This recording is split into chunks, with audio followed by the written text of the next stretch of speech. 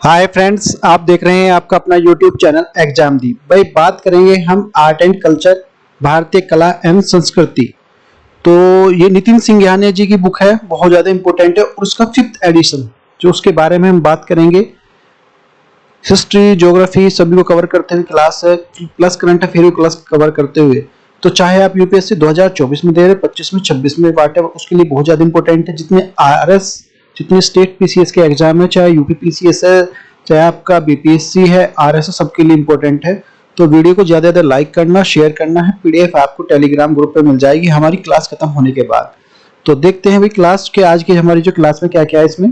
तो स्टार्ट करते हैं, इंटरेस्टिंग फैक्ट से स्टार्ट करते हैं। देखो भाई, आपको क्या आप जानते हैं कि भारत में एक 3500 साल पुराना आम का पेड़ है और जिस पे 4 प्रकार के आम लगते हैं।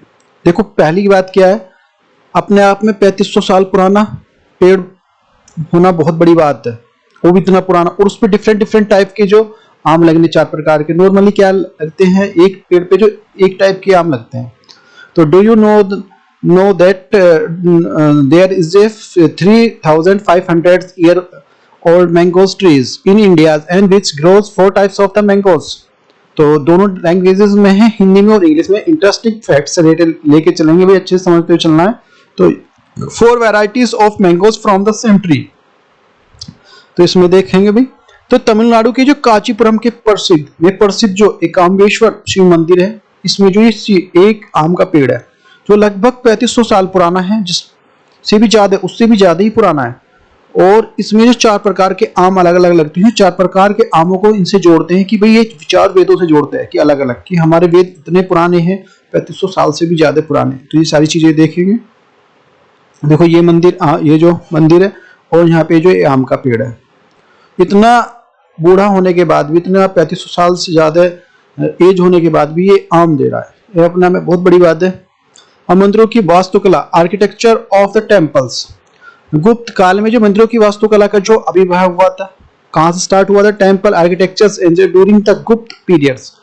प्रारंभिक मंदिरों में जो मंदिर सपाट वाले छत वाले होते थे, कि एक सिंपल इस तरह से, जैसे अभी लैंटर डाल देते हैं ना, तो इस टाइप के होते थे। एक ही पत्थर का जो काट कर बनाए जाते थे, एक ही पत्थर होता था, उसे काट कर बनाए जाते थे। कालांतर से क्षितिज गड़े हुए मंदिरों शिखर से युक्त जो मंदिरों का क्रमिक विकास हुआ, इस तरह से। अच्छा, क्रमिक विकास के 5 चरण कौन कौन से हैं? 5 स्टेजेस ऑफ द एवोल्यूशन। तो फर्स्ट में हो जाएगा फर्स्ट चरण, द्वितीय, तृतीय, चतुर्थ, पंच, 5 first stage, second stage, third stage, fourth stage, इस तरह से। प्रथम चरण में क्या हुआ? मंदिरों में सपाट छत होती थी, मंदिरों का जो आकार वर्गाकार होता था।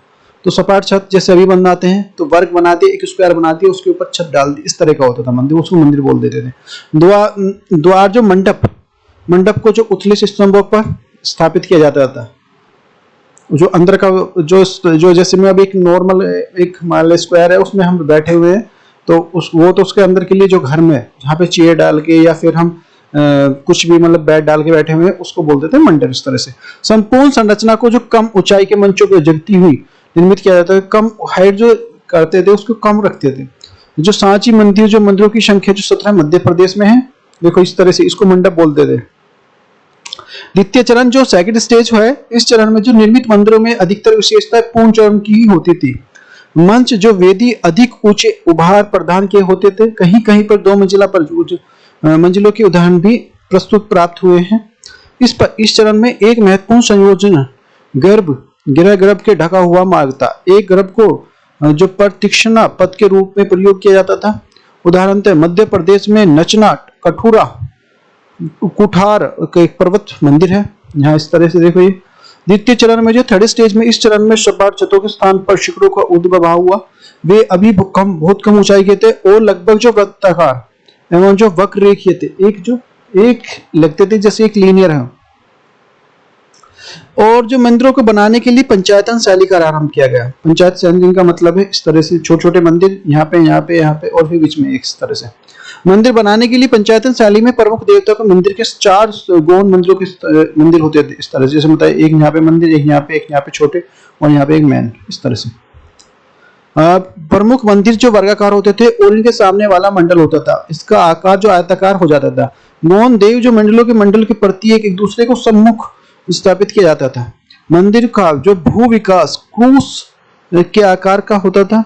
उदाहरण के लिए देवगढ़ का दशावत मंदिर उत्तर प्रदेश, ऐहोल का दुर्ग मंदिर जो कर्नाटक इत्यादि है।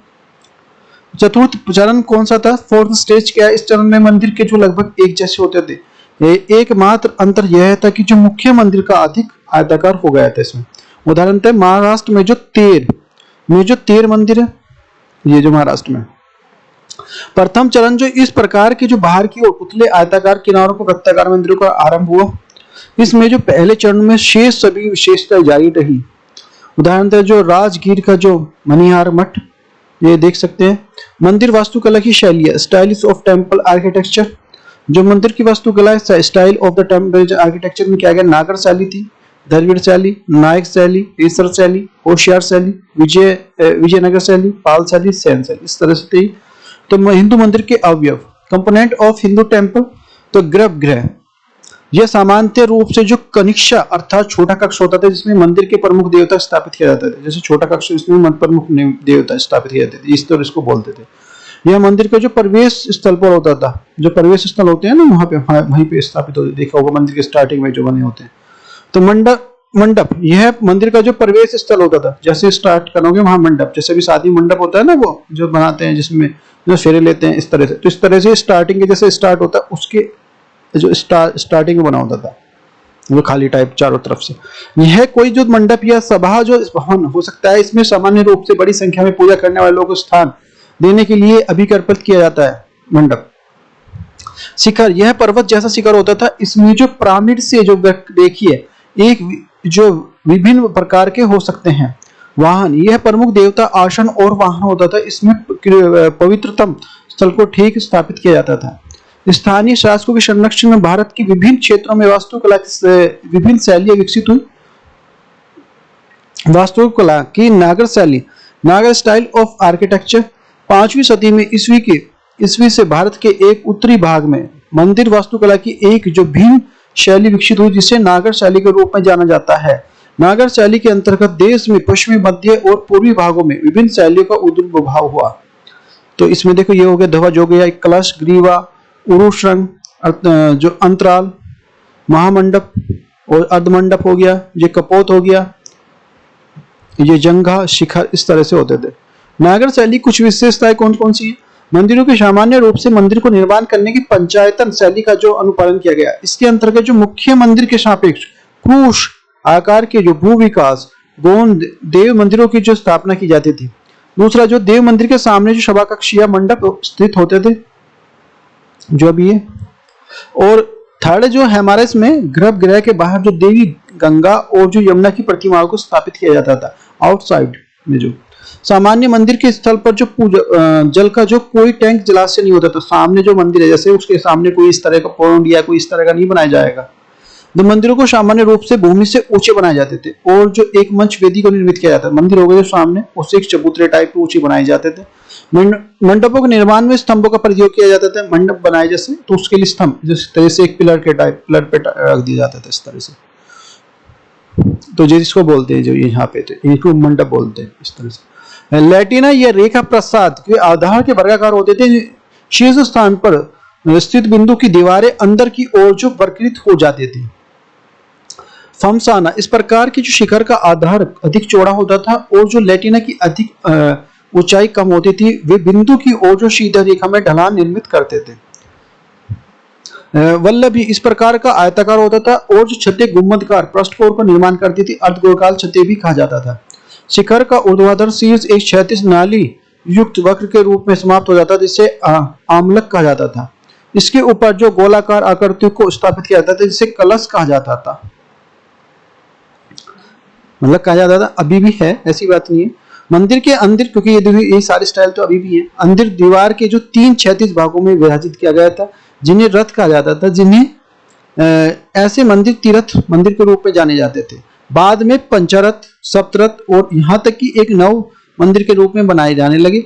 मंदिर के विभिन्न प्रकार के जो कथात्मक मूर्तियां बनाई जाती थी। गर्भगृह के चारों ओर जो प्रदक्षिणा पथ होता था जिसे ढका हुआ होता था। मंदिर परिसर की 4 दीवार से घिरा नहीं होता था। इसे प्रवेश द्वार नहीं होता था। ये जो नागर शैली के अंतर्गत 3 उप शैलियां, तो 3 सब जो ये जो है नागर शैली में जो 3 स्टाइल और हैं, तो इसमें जो उड़ीसा शैली कलिंग साम्राज्य के विभिन्न अंगों में, क्योंकि उड़ीसा का पहला नाम क्या था, कलिंग था, मंदिर वास्तुकला की एक अलग शैली विकसित की गई थी। इसकी मध्य विशेषताएं कौन कौन सी थी? In the central feature as the follow, तो ये हमारी जो बाहरी दीवारों पर बड़ी मात्रा में बारीक नक्काशी की जाती थी, बाहरी दीवार ही हो जाती थी, उन पर छोटी छोटी जो नक्काशी की जाती थी, नक्काशी इसके, लेकिन भीतरी दीवारों पर जो बनी नक्काशी में रखा जाता था, तो डीओडी, तो खंभों पर उपयोग नहीं किया जाता था। इसके अलावा छत के लोहे के गार्ड के सहारा दिए जाते थे, छत को भी जो एक तरह से लोहे की जो रोड होती थी उससे गार्ड, उससे जो उससे छत को सहारा देते थे। शिखर में रेखा 2 कहा जाता था, एक लगभग एक क्षैतिज छत जैसे होते थे और शीर्ष पर एकदम अंदर की तरफ मुड़ते थे। इस प्रकार जो उड़ीसा शैली में मंडप को जो जगमोहन नाम से जाना जाता था, यानी मुख्य मंदिर जो वर्गाकार होता था। उड़ीसा शैली के मंदिर जो द्रविड़ शैली के मंदिरों के समान ही परकोटे 4 दीवारी से घिरे होते थे।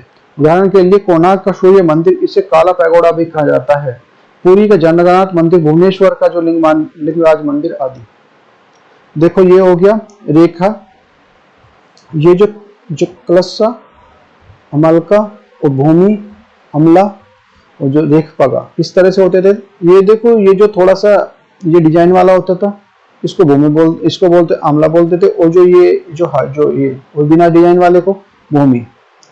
खुजराहो, दूसरा खुजराहो शैली का जो खुजराहो स्टाइल क्या है, मध्य भारत में चंदेल शासकों ने मंदिर निर्माण की एक अलग प्रकार की शैली की विकसित की थी, जिसे खुजराहो, जो खुजराही और या चंदेल शैली के नाम से आना था। खुजराही चंदेल एक ही बात है, देखो यहाँ पे दोनों की बात की जाए तो एक ही है। मंदिरों की जो निम्न विशेषताएं कौन कौन सी थी? इन मंदिरों के बाहरी और भीतरी दोनों दीवारों की बड़ी मात्रा में बारीक नक्काशी की गई थी। इन नक्काशियों में मूर्ति आम और जो कामुक शैली है, जिसमें वात्यायन की रचना कामसूत्र से प्रेरित है, तो ये देख सकते हैं। ये मंदिर बलवा पत्थर से बने हैं। इन मंदिरों के जो 3 कक्ष होते थे, गर्भगृह, मंडप और जो अर्ध मंडप। कुछ मंदिरों के गर्भगृह तक ले जाने के लिए गलियारा होता था, जिससे अंतराल कहा जाता था। आमतौर पर जो मंदिर पूर्वमुखी या जो अंतर्मुखी है, मंदिर निर्माण के लिए पंचमुखी शैली का अनुपालन किया गया है। इस तरह से शायद मंदिरों में रेखा प्रसाद जो शिखर होते थे, जिससे मंदिर समूह एक पर्वत श्रृंखला समान प्रतीत होते थे, जैसे एक लीनियर इसमें हो। इन मंदिरों के लिए अपेक्षाकृत ऊंची चबूतरों को बनाया गया था, जिन्हें यहाँ पे हिंदू धर्म के साथ साथ जो जैन धर्म के लिए भी संबंधित थे। ये हिंदू जैसे हिंदू के लिए भाई इंपॉर्टेंट थे, ऐसे जैन धर्म से। उदाहरण के लिए कदरिया महादेव मंदिर, खुजराहो का लक्ष्मण मंदिर आदि। जो सोलंकी शैली, सोलंकी स्टाइल में क्या है भाई, जो it is the known as the Mayur Gurjar, तो इसे जो मरु गुर्जर के नाम से जाना जाता था। सोलंकी शैली जो सोलंकी स्टाइल है, इसको देखो इसके 2 नाम है, एक तो मरु गुर्जर के नाम से भी जाना जाएगा इसको। अच्छा, गुजरात और राजस्थान सहित जो भारत के जो उत्तर पश्चिमी भाग में सोलंकी शासकों के संरक्षण में शैली विकसित हुई थी। The style of developed under the pentagons of Solanki ruler and the north western part of India including the Gujarat and Rajasthan. इस शैली में निम्नलिखित विशेषता इस प्रकार थी। This is the style of it following the characteristics. तो कौन कौन सी थी? मंदिर की दीवारें जो नक्काशी होती थी, नक्काशी को छोटे छोटे और ज्यादा उस पर डिजाइन बनाना, तो ये मंदिर की उसमें इस तरह का था। और गर्भगृह जो अंदर दोनों तरह से जो मंडप से जुड़ा हुआ होता था, जिस तरह से देखो ये है भाई टेम्पल, इस तरह से। अब जब बरामदे में सजावटी धनुष्कार द्वारा जो होते थे, जिन्हें तोरण कहा जाता था, जैसे स्टार्टिंग में हो गया, फिर जो स्टार्टिंग जैसे बनाएगा बरामदे में होगा जो उसको तोरण बोल देते हैं। इस दीवारों के लिए कि सारे जो वर्ड आते हैं यहाँ पे पूछे जाते हैं एग्जाम में।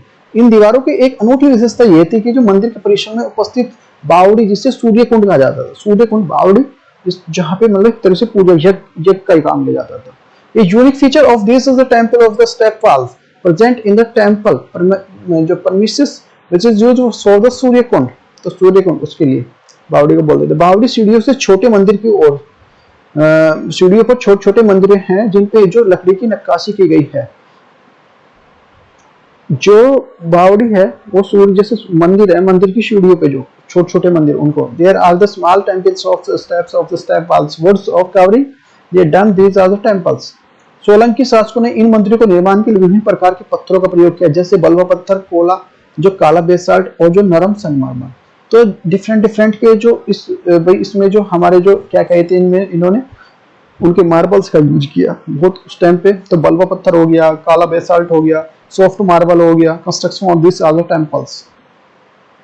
अधिकांश मंदिर जो पूर्वमुखी थे, मतलब पूरब की तरफ से मतलब इनका मुंह होता था ज्यादातर मोस्टली, क्योंकि हम मानते हैं कि सूर्य देवता इधर से ही उगते हैं। तो हमारे जो है इंडियन कल्चर कस्टम में क्या इनको ज्यादा तवज्जो दी जाती है और जो अच्छा माना जाता है। मंदिरों को इस प्रकार बनाए गए थे विश्व के दौरान जो सूर्य की किरणें जो सीधे मंदिर की ओर पड़े, कि सूर्य जो है सूर्य जैसे ही राइज करे तो उसकी रेज जो है मंदिर में ऐसे ही एंटर करे। इसलिए विश्व तेजो के सामने यानी कि 21 मार्च और जो 23 सितंबर को जब दिन रात बराबर होते हैं, सीधे जो केंद्रीय देवालयों पर चमकता है। देखो वनडे एग्जाम में ये किस तरह क्वेश्चन पूछा जाता है कि भाई सूर्य की जो किरणें एक साथ जो बराबर होते हैं, दिन रात बराबर कब होते हैं। तो ध्यान रखना, देखो ये जहां से देखो एक अच्छा फैक्ट निकल के आया कि ये हमारा जो 21 मार्च और जो 23 सितंबर को जब दिन रात बराबर होते हैं, तो सूर्य केंद्र पर जो देवालय पर चमकता उठता था। तो जैसे ही जो रेज पड़ेंगी सीधे पड़ेंगी ना, तो at the time of the eclipse of March 21 and the September 23, when the day and night are the equal, the sun shines directly on the central shrine। तो उदाहरण जो मंडोरा का सूर्य मंदिर Gujarat, example of the temple of the Mandora Gujarat. अच्छा देख लेते हैं next हमारा जो एक फैक्ट है ये हमारा, क्या आप जानते हैं कि भारत में एक ऐसा मंदिर है जिसमें दूध चढ़ाने पर जो दूध का रंग नीला हो जाता है। अच्छा अभी तक हमने देखे बहुत सारे फैक्ट हैं कि अभी कि नहीं गणेश जी दूध पी रहे हैं, इस तरह का भाई हमारे जो रूढ़ी रिवाज होते जाते हैं। तो इस तरह से बहुत सारी चीजें। अब देखो दूध जैसे हम नॉर्मल दूध चढ़ाते हैं, तो दूध चढ़ाने पे क्या होगा, वो उसका जो कलर होगा वो व्हाइट ही होगा। अब यहाँ पे जो उसका कलर चेंज हो रहा है, वो जो व्हाइट से क्या हो रहा है, वो ब्लू में चेंज हो रहा है। तो अपने आप में बहुत ज्यादा इंपॉर्टेंट है और ये फैक्ट है, ऐसा नहीं है कि भाई कोई इसमें कोई अलग चीजें है इस तरह का। ये कहाँ पे है, ये तमिलनाडु के जो कुंभकोणम शहर में जो तिरुनेश्वर मंदिर है, यहाँ पर जो मंदिरों को सांपों को देवता राहु को समर्पित है। तो ये मंदिर जो है जो सांपों को देवता है जो राहु को समर्पित है, देखो ये मंदिर है। तो सारे जो पूछे जाते हैं फैक्ट बहुत ज्यादा इंपॉर्टेंट है। तो ये हमारा मेंस में भी लिखने के लिए आएगा कि मंदिर के बारे में बताइए या कुछ इस तरह के, और ये हमारा प्रीलिम्स में भी देखने को मिलेगा। तो दक्षिण भारत में मंदिरा वास्तुकला, temple of the architecture in the south India.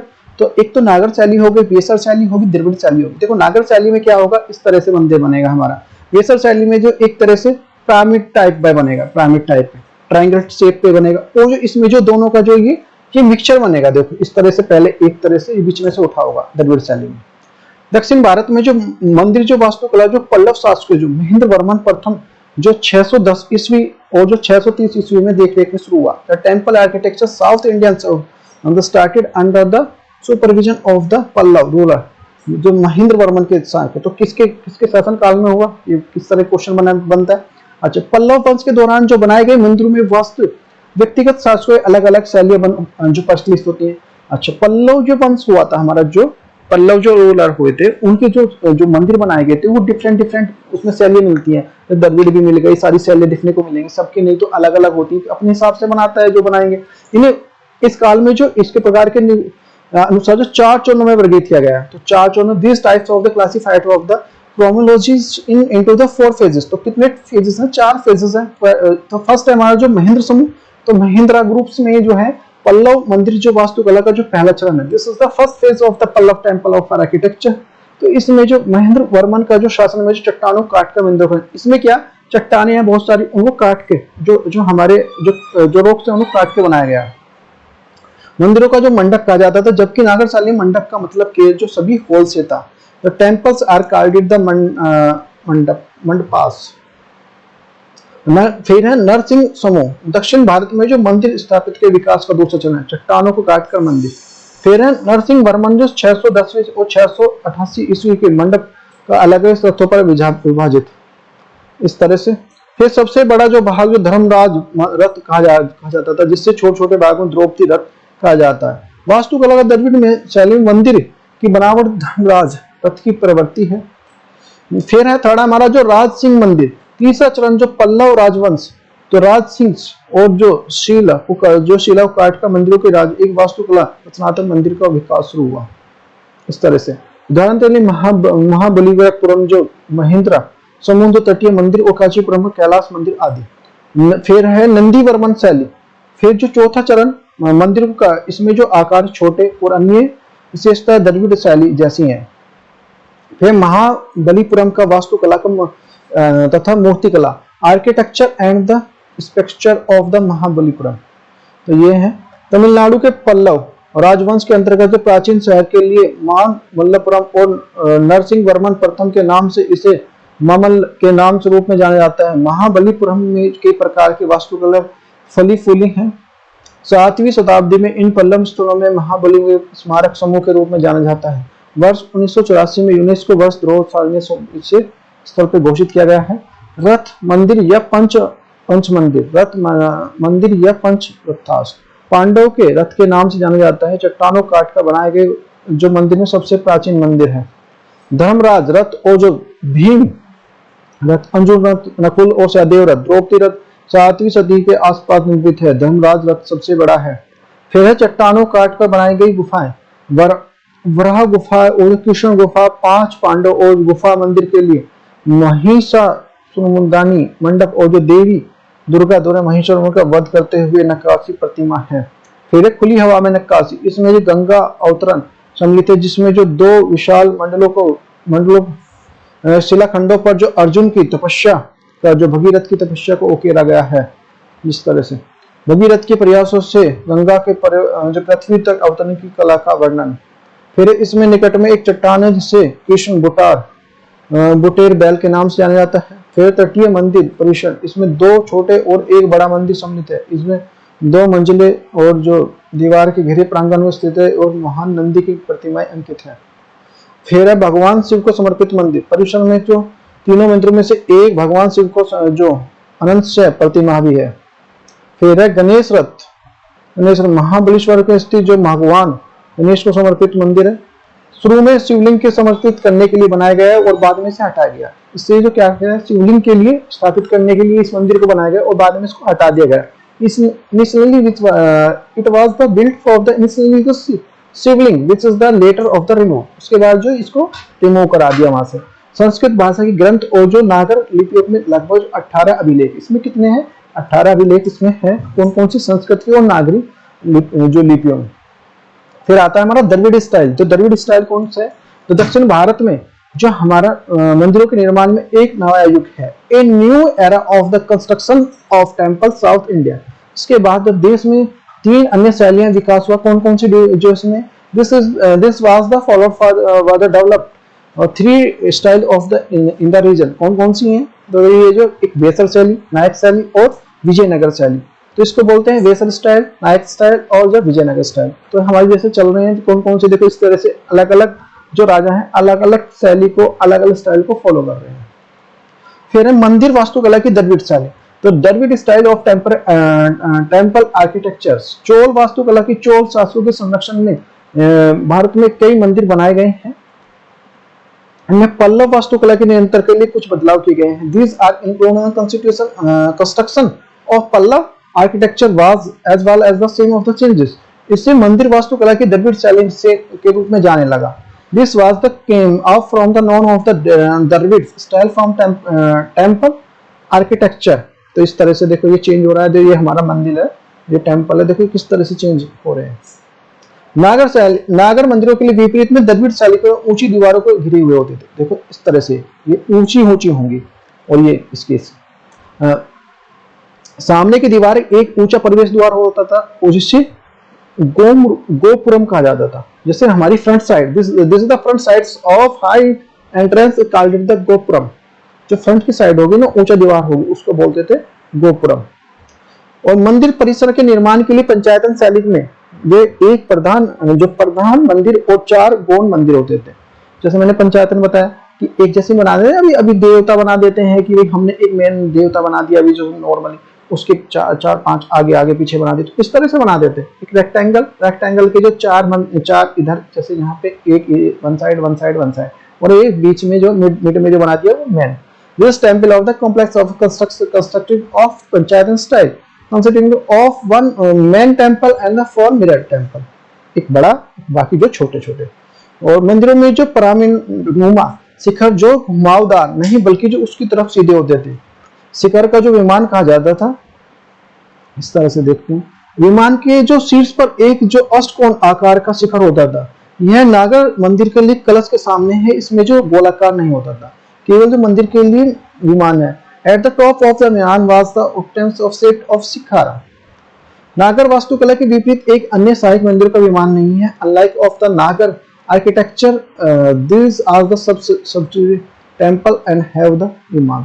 सभी जो हाल गर्भगृह के लिए गलियारे द्वारा जुड़ा होता था, जिससे अंतराल में गर्भगृह के प्रवेश द्वार पर जो द्वापार, मिथुन और जो यक्ष मूर्ति होता था। तमिलनाडु के लिए तंजावुर का जो बृहदेश्वर मंदिर जो 1011 से ईस्वी से राजराज फर्स्ट द्वारा निर्मित किया गया था। और जो गनकाइड्स चोल वंश द्वारा जो गंगा डेल्टा में अपनी जीत के उपलक्ष्य में जो राजेंद्र प्रथम ने स्थापित किया गया था। तो ये वनडे एग्जाम के लिए बहुत ज्यादा इंपॉर्टेंट है कि भाई इसमें जो हमारा राजेंद्र प्रथम जो है उन्होंने इसको बनाया था। सबसे पहली बात तो ये मंदिर है, देखो ये पिक है, और ये इसके बारे में बहुत पूछा जाता है। तो ये हमारा जो विमान हो गया, ये अंतराल हो गया, ये सभा कक्ष होता है जहाँ पे जो एक मीटिंग हॉल जिसमें मीटिंग करेंगे, और ये गोपुरम यहाँ पे जहाँ से एंटर होगा इस तरह से। और ये सहायक मंदिर हो गए, सहायक मंदिर, उप मंदिर, गर्भगृह और जलाशय। जलाशय यहाँ बनेगा भाई साइड में अलग या बैक साइड में, फ्रंट पे नहीं बनेगा, ध्यान रखना इस चीज। तो ये पूछा जाएगा, घुमा के पूछेगा। अच्छा, नायक शैली में जो मुद्दई शैली, नायक शैली 16वीं शताब्दी में 18वीं शताब्दी के बीच में 16th century to the 18th century AD Nayak शासकों के अधीन जो विकसित हुआ। Develop of the under Nayak rulers. जो वास्तुकला दृष्टि से द्रविड़ शैली के लिए समान और जो काफी व्यापकता लिए हुए हैं, इसमें जो इस्लामी प्रभाव भी है। Architecturally similar of the Dravidian style but is the much wider. फिर बरामदे के साथ साथ जो गर्भ के चारों ओर बड़े गलियारे का निर्माण, पराक्रम और छत प्रतीक्ष का निर्माण। नायक शासकों द्वारा बनाए गए जो गोपुरम सबसे बड़े जो गोपुरम में से एक है। नायक शासकों में सबसे बड़े जो स्टार्टिंग का जो पॉइंट है, जो हमारा जो मंदिर है, जो वहां जहां से एंटर करते हैं, वो सबसे बड़ा जो है गोपुरम है इनके द्वारा। One of the largest of gopuram built by the Nayak rulers. और मंदिर के हर जगह जो बारीक नक्काशी का जो की जाती थी, उदाहरण के लिए मदुरई का मीनाक्षी मंदिर, जो मदुरई का मीनाक्षी मंदिर है जो तमिलनाडु में, एक क्वेश्चन यहाँ से बनता है। देखो भाई, इसमें जो बारीकी नक्काशी की गई है, बारीकी मतलब छोटे छोटे जो उस पे डिजाइन बनाने, उसको बोलते हैं। जैसे अभी देखोगे ना, पुराने अभी कहीं चले जाओगे जैसे गांव में या इस तरह से, तो वहां पे जो संभाल आप देख सकते हो, बहुत सारी विंडो पे, गेट पे, मेन गेट पे इस तरह के आपको देखने को मिल जाएंगे बहुत सारे। मीनाक्षी मदुरई मंदिर, जो मीनाक्षी जो टेम्पल्स है, ये जो वैगई नदी के तट पर है, ये नदी के बारे में पूछा जाता है। तो situated of the bank of the Vaigai river, तो ये भी एक क्वेश्चन बहुत ज्यादा इंपॉर्टेंट है। और 12वीं से 13वीं शताब्दी का मंदिर है, कौन सी सेंचुरी का है, तो ये 12th से 13th सेंचुरी का मंदिर है। तो सारे जो इंपॉर्टेंट फैक्ट है, पार्वती की एक रूप में जो देवी मीनाक्षी और जो उनके पति शिव के रूप में सुंदरेश्वर के वो समर्पित है। तो ये किस माता पार्वती को, ये देखो, ये मीनाक्षी मंदिर की जो ये पिक है। और जो मीनाक्षी मंदिर जो पांडरपेट स्थल से है, Meenakshi temple is the pendle of Petra. ये हमारा जो पांडरपेट स्थल जो 6 से 9वीं सदी ईस्वी के रूप में जो तमिल जो शैव नायरों के लिए छिंदो और जो आदरणीय भगवान शिव के लिए 275 मंदिर हैं। इसके लिए तमिलनाडु राज्य के लिए राज के प्रतीक का एक जो डिजाइन मीनाक्षी मंदिर के गोपुरम आधारित है। अच्छा, फिर है विजय शैली। तो देखो, हमने नागर शैली पढ़ ली, द्रविड़ शैली पढ़ ली, अब आती है विजय नागर शैली। तो ये इंपॉर्टेंट है सारी जो। तो विजय नगर जो स्टाइल है इसके बारे में, तो ये नगर इस तरह के मंदिर होंगे। देखो ये, तो विजयनगर साम्राज्य जो है हमारा, तो जितने जैसे साम्राज्य हैं जो हमारे किंग है, जो हमारे उस टाइम पे एम्परर है, तो वो अपनी जो उसको है स्टाइल को फॉलो कर रहे हैं। विजयनगर साम्राज्य 1336 से 1500 ईस्वी के साम्राज्य कला की वास्तुकला का महान संरक्षण है। Ruler of the Vijayanagar emperor 1360 to 1565 AD. Great जो patterns of art and architecture. राजधानी किसकी थी इसकी, जो हम्पी किसको बोलते हैं, जो आज कर्नाटक, उसको हम्पी। चोर, होशियार, पांड्या, चालुक्य स्थापित कला का संयोजन किया था इसमें। स्थापित कला के जो बीजापुर के लिए हिंदू इस्लामी शैली, बीजापुर या हिंदू इस्लामी शैली को प्रभावित होने लगे और इसी अवधि के दौरान जो मंदिर की परिलक्षित है इसमें। मंदिर की दीवारें जो नक्काशी और जो ज्यामिति पैटर्न के अधिक जो अंकलित है। The wall of the temple for high oriented of coverings of geometric patterns. Gopuram पहले जो अग्रभाग में होते थे और सभी दीवारों के लिए बनाए जाने लगे। एकाश्वम और जो पाषाण स्तंभ।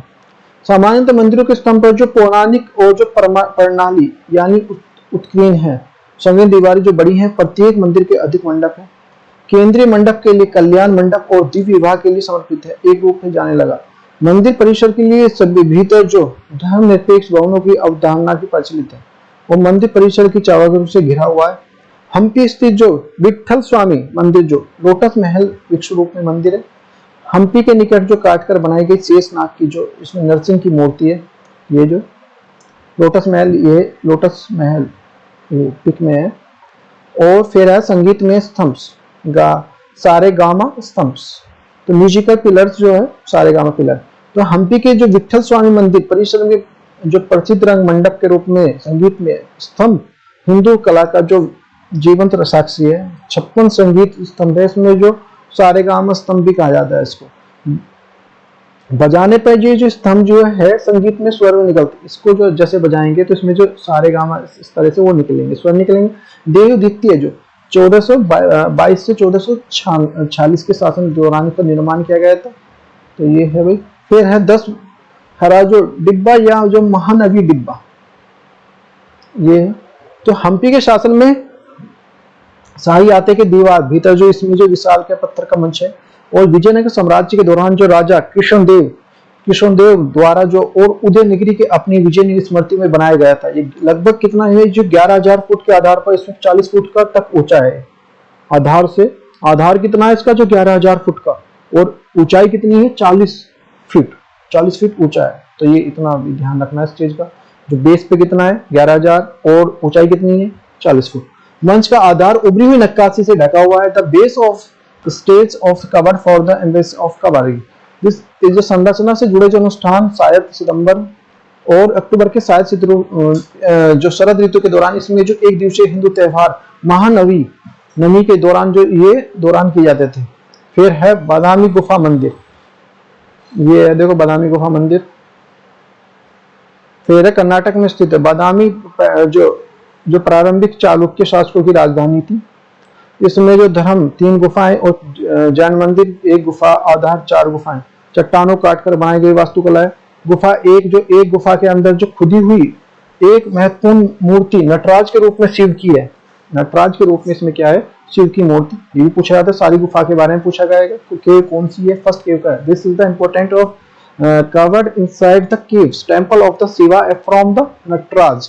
फिर है हमारा हरिहर, जो आधा विष्णु और आधा शिव है। इसमें जो दूसरी जो है आधे विष्णु जी की मूर्ति है और आधे शिव जी की मूर्ति है, तो इसमें विराजमान है, तो बहुत ज्यादा इंपॉर्टेंट है। There are the one the idol the Harihara and the half is the Vishnu and half is the Shiva. फिर सेकंड है हमारा जो गुफा, दूसरी गुफा। इन गुफाओं के बारे में देखो पूछा जाता है कौन सी में कहां सारी। गुफा 2 है हमारी, जो इस गुफा के अंदर सबसे बड़ी मूर्ति त्रिविक्रम के रूप में जो भगवान विष्णु का जो मुख्य समर्पित है इसमें। फिर थर्ड में जो है यह है परिसर के लिए सबसे बड़ी गुफा है। इसमें जो त्रिविक्रम और जो अनंत शेष, वासुदेव, वराह और जो हरिहर और नरसिंह की जटिल नक्काशी की गई मूर्तियां हैं। फिर फोर्थ में आ जाए, यह एक जैन गुफा है जिसमें जो अन्य तीर्थकरों के लिए प्रतीकात्मक प्रदर्शन के साथ जो बाहुबली और जो पार्श्वनाथ और महावीर जी की जटिल मूर्तियां हैं। और बाहुबली कोयलासन जो ध्यान मुद्रा में इसमें खड़े हुए हैं। फिर पार्श्वनाथ के जो 5 सिरों वाली जो कोबरा फन के साथ दिखाया गया है, और जो महावीर एक जो सिंहासन पर बैठे हुए हैं। फिर है जो नायक शैली और जो मद्रोही शैली 16वीं सदी में जो 18वीं सदी के लिए इसमें है, और नायक के रूप में जो अधीन विकसित है। फिर है वास्तु के लिए जो दृष्टि से द्रविड़ शैली में समान, लेकिन जो यह व्यापकता के लिए इसमें जो इस्लामिक प्रभाव भी है, तो इसमें इस्लामिक प्रभाव देखने को मिलेगा भैया आपको। बरामदे के साथ साथ जो गृह के लिए चारों और जो गलियारे का निर्माण, पराक्रम और जो पराक्रम छत जो पद से प्रतीक्षण पद का निर्माण किया गया। नायक शासकों के द्वारा बनाए गए जो गोपुरक और सबसे बड़े जो गोपुरम में से एक है। मंदिर के जो हर जगह जो बारीक नक्काशी की जाती थी, उदाहरण के लिए मदुरई का मीनाक्षी मंदिर। वेसर शैली, वेसर स्टाइल देख लेते हैं। ये जो 7वीं सदी में इस तरह से चालुक्य शासकों के अधीन है। इस शैली का कर्नाटक शैली भी कहा जाता है। वो मिश्रित शैली, इसमें नागर और द्रविड़ दोनों शैली की विशेषता सम्मिलित है। विमान मंडप भी इसका महत्व है। खुले में प्रक्षेपण और जो यहाँ पे खंभों, दरवाजों और छत के बारीकी नक्काशी की जाती थी, इसके लिए इंपॉर्टेंट है। वेसा शैली मंदिर बनाए जाने के लिए 3 राजवंश है, जिसमें बादामी, कल्याणी के लिए चालुक्य, राष्ट्रकूट 750 से 983 ईस्वी, उदाहरण के लिए एलोरा कैलाश मंदिर है। जो होशियार जो वंश जो 1050 से 1300 ईस्वी के, उदाहरण के लिए हेलीवुड और जो बेलूर आदि मंदिर हैं।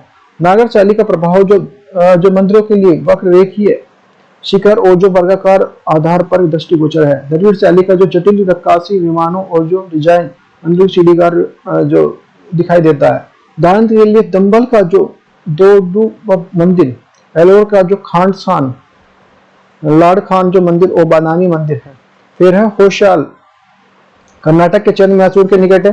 होशियार जो शासकों के अधीन है। वेसल, बेलीवुड और जो श्रृंगेरी जैसी प्रमुख स्थलों के लिए इसका विकास 1050 से 1300 ईस्वी के दौरान किया गया था। स्तंभों के लिए वाले जो केंद्रीय वाल के चारों ओर अनेक मंदिर बनाए गए थे। पंचायतन शैली का जो क्रिसफाइड भीम योजना के विपरीत जो मंदिर जटिल डिजाइन बनाए गए थे, ताराकार योजना के रूप में है। ये इस तरह से देखो ये। फिर है आंतरिक बाह्य दीवारों पर जो यहाँ तक कि देवता के द्वारा बनाए गए जो आभूषण की जटिल नक्काशी है। कक्षाओं के लिए शिखर और क्षैतिज दीवारों के लिए आपस में जुड़े हैं। शिखर की पंक्ति के व्यक्तिगत क्रम के रूप में विभाजित किया गया है। मंदिर को जगती के रूप में ज्ञात उपरे हुए ऊंचाई और लगभग 1 मीटर। मंदिर की दीवारों पर सीढ़ियां जिग जैग पैटर्न में है। होशियार मंदिर का जो 42वां विश्व धरोहर स्थल, हाल ही में जो होशियार मंदिर के लिए 42वें होशियार के रूप में यूनेस्को सूची में सम्मिलित है। इससे पहले जो शांति निकेतन 41वें के रूप में सम्मिलित है। जो पटकंड लब और जो हम्पी के बाद जो होशियार कर्नाटक का 30वां यूनेस्को धरोहर में शामिल है। होशियार मंदिर जो केंद्र 3 मंदिर है। बेसोल चेन्नाव मंदिर, बेलिड और जो होशियार मंदिर और जो सोमनाथपुरम का केशव मंदिर। जो चेन्नाव केशव मंदिर होशियार के राजा विष्णुवर्धन द्वारा जो 1116 ईस्वी में चोल वंश द्वारा अपने विजय के उपलक्ष्य में निर्माण किया गया था। भगवान विष्णु को समर्पित जो आकार का मंदिर है ये बेसुलु के याची नदी के तट पर है और बेसुल राजधानी जो राजधानी में से एक है। होशियार मंदिर जो है राज्य साम्राज्य के राजा विष्णुवर्धन की 22 सदी में समर्पित है। होशियार निर्मित सबसे बड़ा शिव मंदिर है। ये हेलीबीड के स्थित है। मूर्तियों के माध्यम से शहरों के साथ जो वैष्णव, महाभारत, रामायण, जैन मंदिर समर्पित प्रतिनिधित्व के लिए प्रमुख विशेषता है। फिर है केशव मंदिर। जो मंदिर का निर्माण जो 1268 ईस्वी में राजा नरसिंह द्वितीय के रूप में सोमनाथ द्वारा किया गया था। सोमनाथपुरम में स्थित है। भगवान कृष्ण के 3 रूप में जनार्दन, केशव और जो वेणुगोपाल को समर्पित है। कावेरी नदी के तट पर स्थित है केशव मंदिर। तीनों मंदिरों की वास्तुकला वेसर शैली का निर्मित है। वेसर शैली का आकार आधार के आधार शिखर गोलाकार है। नागर और द्रविड़ शैली के तीनों विशेषता के समानित है। विमान और मंडप के अधिक महत्व है। खुले और जो प्रक्षेपण पथ है। खंभों, दरवाजों और छत पर बारीक नक्काशी है।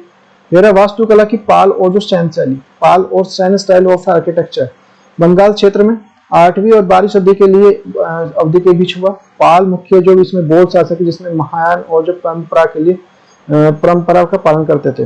लेकिन सबसे बड़ी जो विषय समूह उन्होंने दोनों धर्मों का संरक्षण दिया। पाल राजाओं में से बहुत सारे विहारों और चैत्य स्तूपों का निर्माण कराया। जैन हिंदू थे, उनसे बड़ी देवी देवताओं के लिए देवताओं का निर्माण कराया। साथ ही में बौद्ध वास्तुकला से बनाए रखा है। इस प्रकार की वास्तुकला दोनों धर्मों के प्रभाव परिलक्षित करती है। पाल शासकों के अधीन स्मारक नालंदा, जगदल और जो ओतनपुरी विक्रमशिला विश्वविद्यालयों को विकास हुआ। बांग्लादेश में सोमपुर और महावेश के द्वारा जो विकसित जो भव्य मठ है देख सकते हैं। फिर सैन शासकों के अधीन स्मारक बांग्लादेश में जो ढाकेश्वरी मंदिर, बांस की जो झोपड़ियों की भव्य जो भवनों के लिए वक्राकार और ढलवा छत, बंगला छत बाद में वास्तुकला के लिए अपनाया गया है। मुख्य निर्माणों के रूप में इसमें ईंटें, मिट्टी और जो टेराकोटा ईंटें खजात का प्रयोग किया जाता है। मंदिरों का लंबा और वक्राकार शिखर होता था, जिसके अंदर जो विशाल उड़ीसा शैली का जो इसमें आमलक होता था। मूर्तियों के लिए प्रस्तार और धातु दोनों का प्रयोग, यद्यपि जो पाषाण घटक अत्यधिक चमकदार फिनिशिंग का कारण जो मूर्ति अद्वितीय थी। उदाहरण के लिए बराकर में सिद्धेश्वर महादेव मंदिर विष्णु ओजुक